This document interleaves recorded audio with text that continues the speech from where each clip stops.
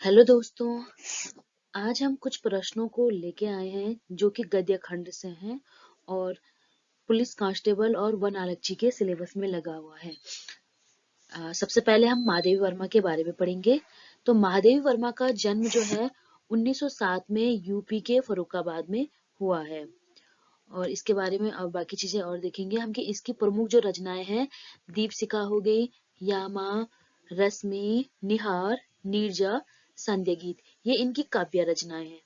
अगर हम इनकी निबंध की बात की जाए तो श्रृंखला की कड़ियां, संकल्पिता, भारत संस्कृति के स्वर और इनके कुछ संस्मरण और रेखा चित्र भी हैं, जैसे अतीत के चलचित्र हो गया, स्मृति की रेखा हो गई, पथ के साथी और मेरा परिवार। महादेव वर्मा को जो ज्ञानपीठ पुरस्कार मिला है उनकी रचना है यामा, 1982 में मिला है। इनकी जो मृत्यु हुई थी 1987 में इलाहाबाद में हुई थी। छायावाद के 4 स्तंभ है, मैंने कल भी बात की है, प्रसाद, निराला, पंत और महादेव वर्मा। तो उनमें से एक महिला स्तंभ जो है छायावाद की महादेव वर्मा भी है। और इनकी जो क्लास 12th में लगी हुई है भक्तिन, भक्तिन महादेव वर्मा की रचना है और भक्तिन का जो संकलन हुआ था स्मृति की रेखा से संकलित है। और मैंने अभी बताया है स्मृति की जो रेखा है वो एक संस्मरण है। भक्तिन का जो वास्तविक नाम है पाठ में आप देख सकते हैं, उसका वास्तविक नाम है लक्ष्मी।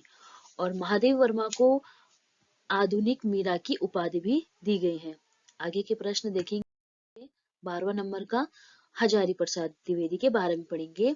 तो इनका जन्म 1907 में यूपी के बलिया के आरत दुबे छपरा में हुआ है।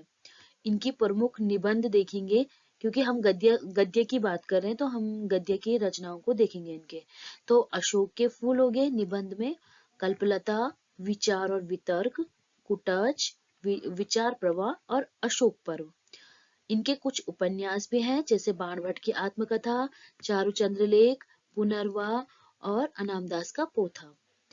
प्रमुख आलोचनाएं भी इनकी सूर साहित्य, कबीर, कंफ्यूज मत होना बिल्कुल भी नहीं कि सूर साहित्य सूरदास बिल्कुल भी मत करना। सूर साहित्य हजारी प्रसाद द्विवेदी ने आलोचना की है इन पे, कबीर पे भी इन्होंने आलोचनाएं की है। और मध्यकालीन बौद्ध का स्वरूप, नाथ संप्रदाय और कालिदास की लालित्य योजना, ये सारी इनकी आलोचना है। इन्होंने कुछ इतिहास ग्रंथ लिखे हैं। हिंदी साहित्य का इतिहास में क्या क्या लिखा है, सबसे पहले हिंदी साहित्य की भूमिका, मतलब इन्होंने इतिहास ग्रंथ लिखे हैं इनके। हिंदी साहित्य की भूमिका, हिंदी साहित्य का आदिकाल, हिंदी साहित्य उद्भव एवं विकास। और क्लास 12th में इनका एक निबंध लगा हुआ है श्रीष का फूल, यह है हजारी प्रसाद द्विवेदी का। और इनको इनकी रचना में साहित्य अकादमी पुरस्कार मिला है, यह है आलोक पर्व जो इनका निबंध है। शुक्ल के सबसे बड़े प्रतिद्वंदी आलोचक हजारी प्रसाद द्विवेदी को माना जाता है, ये एक दूसरे के प्रतिद्वंदी थे। और इनकी मृत्यु 19 मई 1979 को हुआ है। आगे देखेंगे।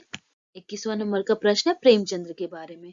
तो प्रेमचंद्र का जो मूल नाम है वो है धनपत राय और इनका जो जन्म हुआ था 1880 में लम्ही गांव में हुआ था। इनके प्रमुख उपन्यास जैसे सेवा सदन, प्रेमाश्रम, रंगभूमि, निर्मला, कायाकल्प, गबन, कर्मभूमि, गोदान। प्रथम जो उपन्यास है इनका सेवा सदन है और अंतिम उपन्यास गोदान है। वैसे इनकी प्रमुख कहानियां हैं, इन्होंने कुल 300 कहानियां लिखी थी, जिसमें से इनकी प्रथम कहानी जो मानी जाती है पंच परमेश्वर 1916 में, और अंतिम कहानी कफन को माना जाता है 1936 में। सौजयवदन जो कहानी है ये इनकी जब्त हो गई थी, अंग्रेजों ने इसको जब्त कर दिया था। और मानसरोवर भी इनके 8 खंडों में विभाजित है। इसके अतिरिक्त इनके नाटक है करबला, संग्राम और प्रेम की देवी। इनकी जो मृत्यु हुई थी 1936 में हुई थी। प्रेमचंद्र को उपन्यास सम्राट, कहानी सम्राट, कथा सम्राट और दलितों का मसीहा भी कहा जाता है। आदर्श उन्मुख यथार्थवादी साहित्यकार है प्रेमचंद्र। इनकी पूछ की रात, गोदान प्रमुख कहानियां भी प्रेमचंद्र की है। नमक का दारोगा जो कहानी है ये भी क्लास 11th में लगी हुई है, 1914 में प्रेमचंद्र की है।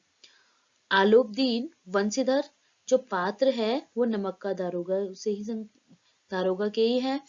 और प्रेमचंद को जो प्रेमचंद की उपाधि दी गई थी, मुंशी दयाराम निगम ने दिया था, क्योंकि इनका पहला नाम मूल नाम धनपत राय था और प्रेमचंद की उपाधि इन्होंने दी है।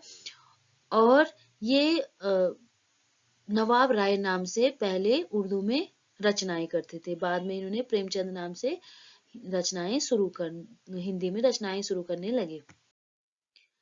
अंत में 33वां नंबर का प्रश्न है शेखर जोशी। इनका जन्म 1932 में अल्मोड़ा में हुआ था। इनकी प्रमुख कहानियां कोसी का गठवार, दाजू, हलवाहा, नौरंगी बीमार है। और क्लास 11th में हमारे पास गलता लोहा इनकी जो कहानी लगी हुई है शेखर जोशी की, और जो इसकी विषय वस्तु है जाति विभाजन पर आधारित यह कहानी है। धन्यवाद दोस्तों, चैनल को लाइक करना, सब्सक्राइब करना और शेयर करना, और इसी तरीके से आगे की वीडियो बनाते रहेंगे। Thank you.